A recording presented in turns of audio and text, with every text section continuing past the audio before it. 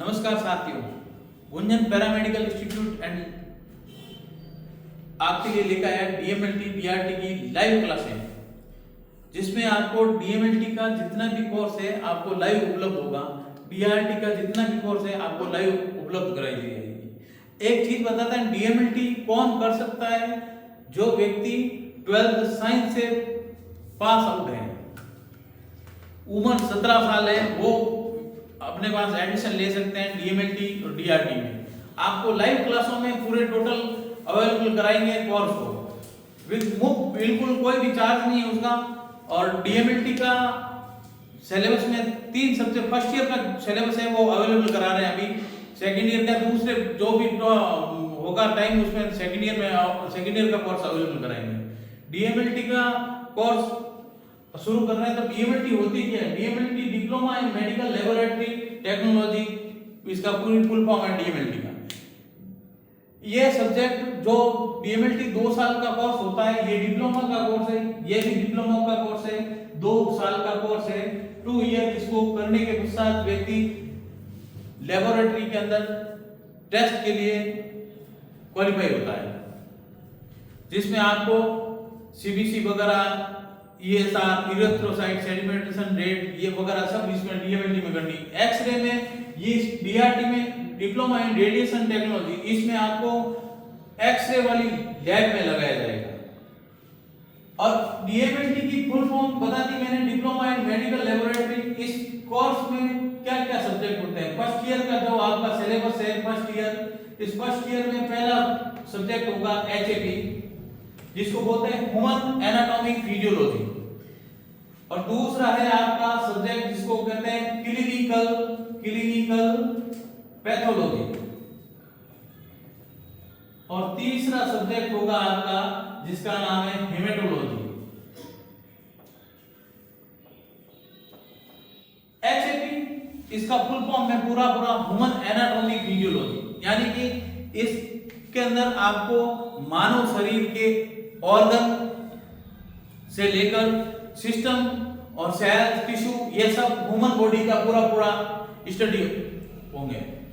दूसरी है clinical pathology, इसमें आपको लेबोरेटरी के अंदर कौन कौन से टेस्ट लगाने, क्या करना है, कौन से, जैसे सीएसएफ सेरिब्रो स्पाइनल फ्लूइड है, इसके बारे में आपको उसको निकालना है। लंबर पंचर विधि द्वारा निकालते हैं, वो आपको जब क्लिनिकल पैथोलॉजी कराऊंगा तब बताऊंगा।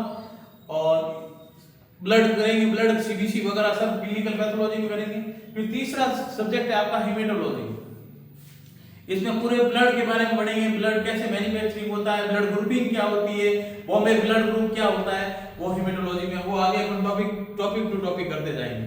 फिर आपकी दूसरी आती है डीआरटी, इसमें एक सब्जेक्ट है जो आपका कॉमन है जिसका नाम है एचएपी, ह्यूमन एनाटॉमी फिजियोलॉजी। दूसरा सब्जेक्ट है इसके अंदर रेडियोलॉजिकल फिजिक्स। तीसरा सब्जेक्ट, इसमें तीसरा सब्जेक्ट है डार्क रूम।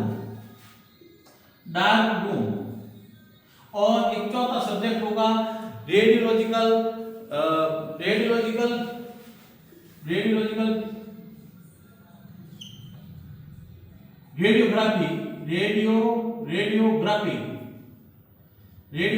चौथा सब्जेक्ट। ये 4 सब्जेक्ट होंगे आपके डीआरटी के अंदर।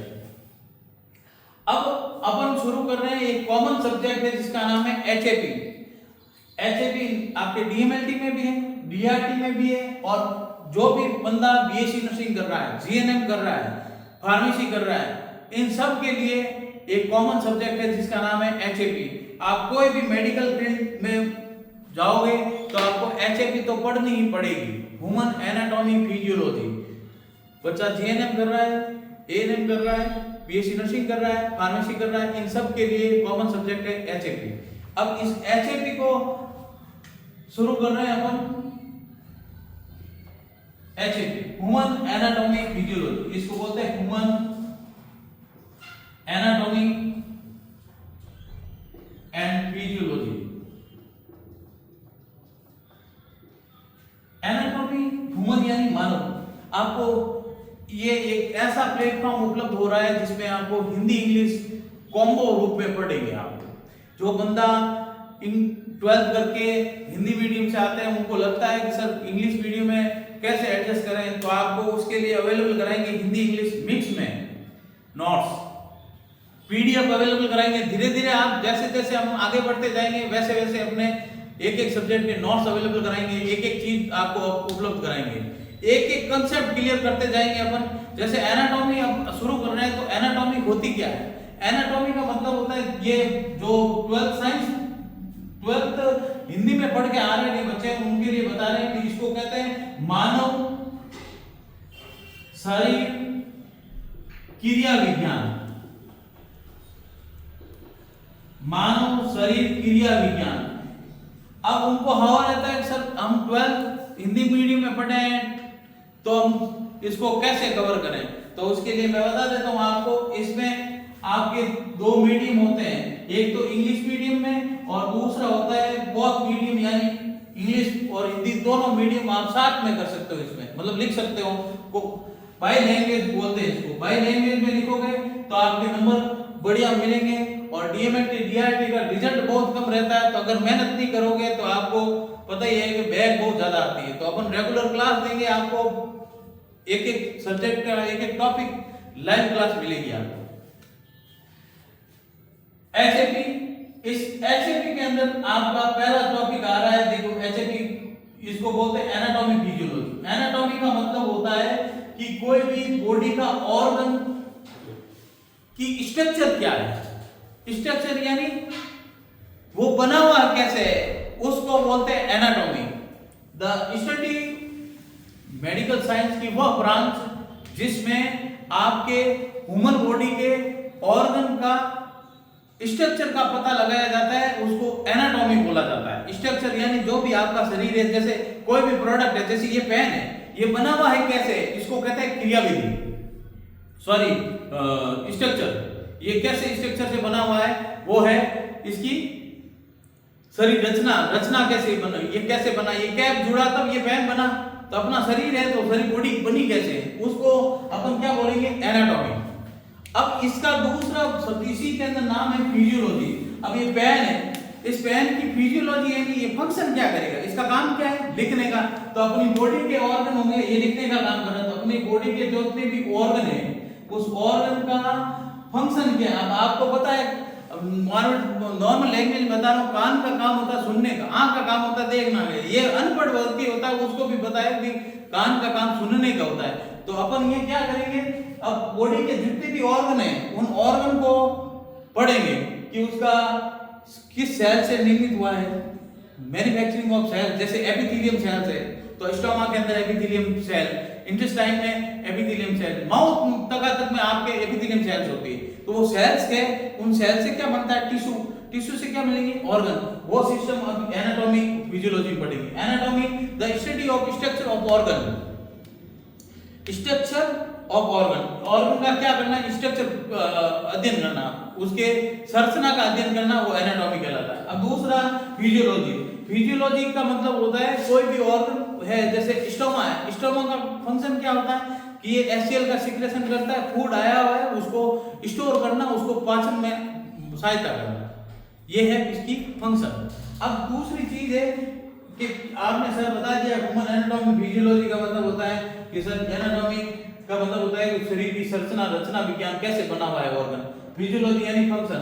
तो अब सर ये शुरू कहां से होता है, तो ये शुरू कहां से होता है वहां से बता दें कि ह्यूमन एनाटॉमी फिजियोलॉजी अपन शुरू करेंगे तो उससे पहले आपको ये बताएंगे कि हमारी बॉडी में सबसे पहले क्या आता है। हमारी बॉडी के अंदर सबसे पहले आता है ये स्पर्म और ये ओव। अपने बॉडी का निर्माण में सबसे पहले आती काम सेल्स। जिस प्रकार एक मकान को बनाने के लिए ईंट की जरूरत होती है, उसी प्रकार अपने शरीर को निर्माण करने के लिए जरूरत होती है सेल्स की। इसलिए अपनी बॉडी को structural functional unit of the cells कहलाती है, called is a cells. Cell क्या होती है, शरीर की संरचनात्मक क्रियात्मक इकाई, जिसको हिंदी में भी बता रहा हूं मैं आपको, इसको बोलते हैं संरचनात्मक क्रियात्मक इकाई। जिस प्रकार मकान के निर्माण के लिए ईंट की जरूरत होती है, उसी प्रकार ह्यूमन बॉडी के निर्माण के लिए जरूरत होती है सेल्स की। बहुत सारी सेल मिलती है तब अपने टिश्यू का निर्माण होता है, टिश्यू से अपने ऑर्गन, ऑर्गन से सिस्टम और सिस्टम से बॉडी का निर्माण होता है। तो अपन शुरू कर रहे हैं। स्पर्म फादर से आया स्पर्म, मदर से आई ओम।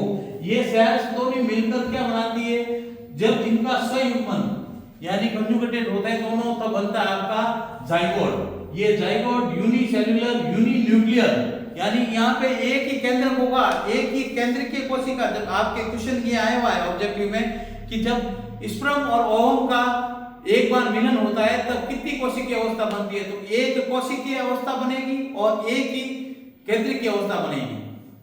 वन न्यूक्लियर सेल्स बनती है और सेल भी वो क्या होगी, एक होगी। तो यहाँ पे आगे बढ़ते हैं तो अपन ये जो पहला निर्माण हो रहा है, ये फर्टिलाइजेशन होता कहाँ पे है, तो वो भी बता देता हूँ पहले ही। ये फर्टिलाइजेशन होता है फैलोपियन ट्यूब में। जहां जहां क्वेश्चन बन रहे हैं देखो, ये आपको ऑनलाइन ओनली सिलेबस नहीं करवाना है, इसके साथ आपको कंपटीशन की तैयारी भी साथ में करवाना है। क्यों, कैसे बता देता हूं आपको। जैसे आपको क्वेश्चन पूछेंगे जब मेल एंड फीमेल जब इनका समागम होता है तो उनमें फर्टिलाइजेशन किस ऑर्गन में होता है, तो फर्टिलाइजेशन होता है फैलोपियन ट्यूब में। ठीक है, ये ऑब्जेक्टिव क्वेश्चन पहला क्वेश्चन। फिर बाद में ये स्पर्म बनते हैं, यहाँ पे जो जुड़ते हैं तो इनको बोलते हैं जाइगोट। क्या बोलते हैं, जाइगोट। जाइगोट, ये जाइगोट, इसको पहली कोशिकीय अवस्था, इसको एक ही कोशिकीय, इसमें क्या होगा, डिवीजन होगा। डिवीजन होते ही बनती है आपकी सेल्स में डिवीजन हुआ तो बनता है आपका टिश्यू। क्या बना, टिश्यू। और टिश्यू में जब डिवीजन बहुत सारे टिश्यू मिलते हैं तो बनता है आपका ऑर्गन। क्या बनेगा, ऑर्गन। ऑर्गन मिलकर क्या बनाते हैं, सिस्टम। और सिस्टम मिलकर क्या बनाते हैं, पूरी बॉडी का निर्माण करते हैं। अब देखो, अब एक यहां से मेल से आता है स्पर्म, फीमेल से आता ओवम, ये दोनों जॉइन होकर जाइगोट बने, एक कोशिकीय अवस्था। इस कोशिकीय अवस्था से टिश्यू बने, ये बहुत सारी सेल्स मिलकर क्या बने, टिश्यू। इसमें डिवीजन होता है तभी होता है, ध्यान रखना। एक question very important, human body की कौन सी सेल्स में कभी भी डिवीजन नहीं होता है, तो उसका उत्तर है आपको कमेंट में बता दें। वैसे मैं आपको बता देता हूं कि भाई यहाँ पे इसमें कौन सी सेल्स है जिसमें डिवीजन नहीं होता, तो आपकी एकमात्र नर्व सेल है जिसमें कभी भी डिवीजन नहीं होता है। तो सर आपने पूछा सर हर चीज का कारण होता है, इसका क्या कारण है, तो बताते हैं। इसकी इस सेल्स के अंदर सेंट्रोसोम एब्सेंट होता है। और सर सेंट्रोसोम एब्सेंट होता है तो सेंट्रोसोम का कार्य क्या है, वर्क क्या है सेंट्रोसोम का, तो सेंट्रोसोम एक ऐसा सेल्स ऑर्गन होता है जो जब डिवीजन होता है तब तंतु का निर्माण करता है। ये फाइबर बनाएगा, जो फाइबर क्या करेगा, सेल डिवीजन में सहायता करता है। ये ऐसे फाइबर बनाते हैं जिससे क्या होगा, सेल डिवीजन होगी, एक सेल से दूसरी सेल बनती है। ठीक है, तो क्वेश्चन पता चला, ह्यूमन बॉडी या कोई भी बॉडी का ऑर्गन है, अगर एक बार डैमेज हो जाता है तो वापस नहीं बनता है। इसका रीजन ये है कि नर्व सेल्स में एक बार भी डैमेज हो गया तो वो ऑर्गन वापस सही नहीं होता है। रीजन ये है कि उस नर्व सेल्स के अंदर सेंट्रोसोम नहीं होता है, इस वजह से वापस नहीं बनता है। आपको पता होगा कि एक पोलियो का पेशेंट होता है, उसके अंदर सबसे ऑर्गन किस पर इफेक्ट करता है, नर्व सेल पर इफेक्ट करती है। अगर पोलियो का पेशेंट की नर्व सेल एक बार डैमेज हो जाती है तो वो सारी उम्र जब तक जिएगा तब तक जिस ऑर्गन में पोलियो हो रखा है उसको सेंसेशन नहीं होगा, नर्व सेल्स उसकी डैमेज हो जाएगी पोलियो वायरस के कारण होने वाला। अब आगे चलते हैं अपन, ये सेल डिवीजन हुई और क्या बना, टिश्यू से क्या बना, ऑर्गन। बहुत सारे टिश्यू मिलकर क्या बनाएंगे, ऑर्गन मिलकर क्या बनाएंगे, सिस्टम, और सिस्टम मिलकर क्या बनाएंगे, बॉडी। इस बॉडी के बारे में जितने भी हैं वो ह्यूमन एनाटॉमी फिजियोलॉजी में आज से अपन शुरू करेंगे। अगर आपको एनाटॉमी फिजियोलॉजी की ब्रांचें पढ़नी है वो भी अपन शुरू करेंगे कल से, कि एनाटॉमी फिजियोलॉजी की ब्रांचें कौन कौन सी हैं। तो आज के लिए अपन इतने ही आपके लिए वीडियो अवेलेबल करा रहे हैं। कल से आपको टोटल सब्जेक्ट का एक एचएपी है तो एचएपी का मेन टॉपिक जहां से शुरू हो रहा है एनाटॉमी फिजियोलॉजी के एक नोट्स लिखाएंगे, आपको अवेलेबल कराएंगे। नोट्स नहीं होंगे तो सीधा मैं आपको समझा दूंगा और आपको पीडीएफ अवेलेबल करा देंगे। यहाँ बोर्ड पे एक चीज समझाऊंगा वो समझ लेना। उसके साथ साथ आपको ऑब्जेक्टिव क्वेश्चन जहां जहां बढ़ेंगे आपके कंपटीशन, देखो डिप्लोमा करने के पश्चात आपको गवर्नमेंट जॉब के लिए तैयारी करनी पड़ेगी। उसके लिए अलग से कुछ नहीं है, जो लाइव क्लास चल रही है उसी क्लास से आपको ऑब्जेक्टिव बनाना है, वो साथ में नोट पढ़ेंगे। 2 साल कंप्लीट होते ही अपन को गवर्नमेंट जॉब में लगना है। तो धन्यवाद आज के लिए, आगे बात करेंगे अगली क्लास में। धन्यवाद।